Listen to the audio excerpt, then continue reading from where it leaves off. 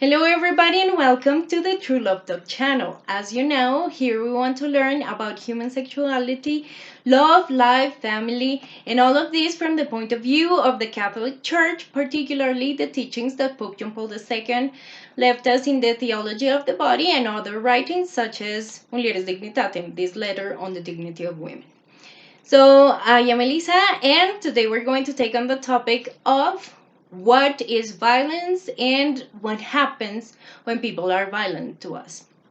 But well, before we begin, please subscribe, please activate the notifications, please give us a like, a thumbs up, and share it if you think it's important for anybody.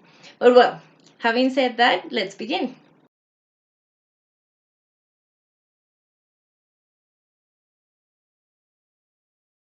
So, I think we had already covered this topic in some of the previous videos, but the first thing we need to do is to make the distinction between violence and aggressiveness because it is not the same, right? Aggressiveness is maybe using force. It can happen without force, but usually that happens. You're using force to defend yourself, right? And maybe this force is so much that you end up killing or hurting the other person or the other animal or individual quite a lot. But the point of aggressiveness, and this is the fundamental part that is important, is the goal of aggressiveness is survival, right? So that is why the wolf kills the bunny.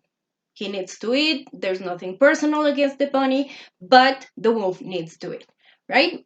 So the point of aggressiveness, because it is about survival and about the well-being of oneself and others, it usually stops when that survival is guaranteed. So as soon as the wolf understands that this rabbit is enough and I don't need to eat anymore, they stop killing rabbits. So they don't kill a whole bunch of rabbits, but only what they need. Violence, on the other hand, you also use force, but sometimes you don't. For example, in psychological violence or emotional violence, right? You're not using force, and yet the point is to hurt the other person. But in this case, and the core of the difference between aggressiveness and violence is that violence has the end of hurting the other person for the pleasure of hurting the other person, right? It's just because I want to and I can, or because we're all laughing about this, so yeah, take the joke. Something like that. That's the difference between the two. And the big problem with violence is that the violent person, right, the abuser, is trying to tell the other person or leaves this very clear message of you're worthless, right? You're nothing. You don't have any rights. You don't have any dignity. That is why I can do whatever I want with you, because in the end you are not here as any other human being who has their value and their dignity and their rights. You're here for me, and I can do with you whatever I want to. And no, I don't have to respect you because I am me and you are you. Basically, that's it. And the problem with this message is that it is not just being said, right? It's not like, oh yeah, he said so, but hey, I don't have any evidence about that. The problem is that violent people, the abuser, usually creates a situation or a space in which everything appears to be exactly what the abuser claims it is. So let's say this person is bullying, I don't know, a classmate, and they start spreading rumors around, and all the other classmates hear the rumor, and they say, and they lie and say that this person has behavioral problems and that this person is the worst of the worst. And of course, the problem is the situation is there and everything happens as if the person was indeed the human being that the abuser says the victim is.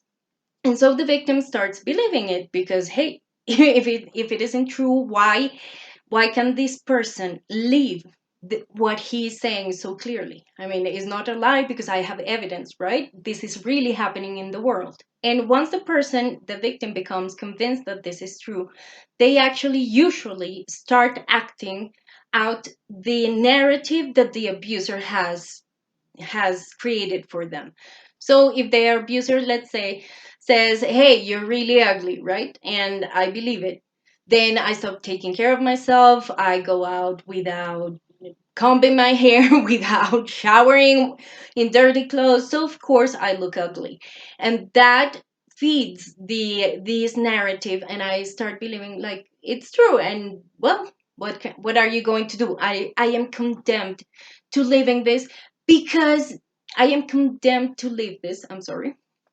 Because well, it's me. Yeah, it's me, and I have to live it because I had the bad luck of having of getting these bad of winning this bad prize or something like that. And the other thing that is very scary about violence is that the abuser usually takes ties the the violence or justifies the violence on something that is actually very good of their victim. For example, in the case of women and sexism, which sexism is a form of violence, here they are telling us men started mistreating women because you're different, because you're not a man. So, of course, there's nothing here for you. Difference here, and as I had said in the series of the theology of the body and throughout the entire series, the point of difference is being able to complement the other, right? Being able to give a gift for the other, have something to give to the other person. And yet here they are saying, oh, no, this is the worst thing that can happen. And that is why the reaction from feminism is usually no, women are exactly the same as men. And feminists actually get very distressed if if people say that there's a difference and an ontological difference, right? A core difference between males and females. It shouldn't be like that. We are exactly the same. The difference could be, I don't know, the clothes that we wear, but we are exactly the same. It shouldn't be different because if we are different, we're going to be abused. It is not true. Actually, this difference is one of the greatest gifts that God has given us, and it is not bad. It is something to recognize and admire.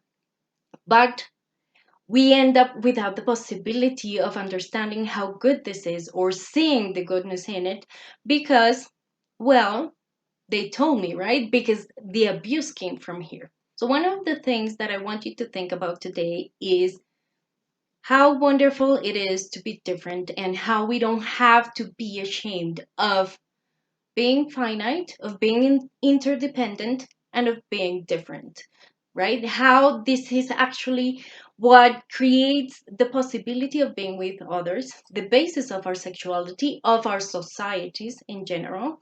And this is one of the greatest gifts that human beings have ever received. So, this is actually a very good thing, and we shouldn't be ashamed of it.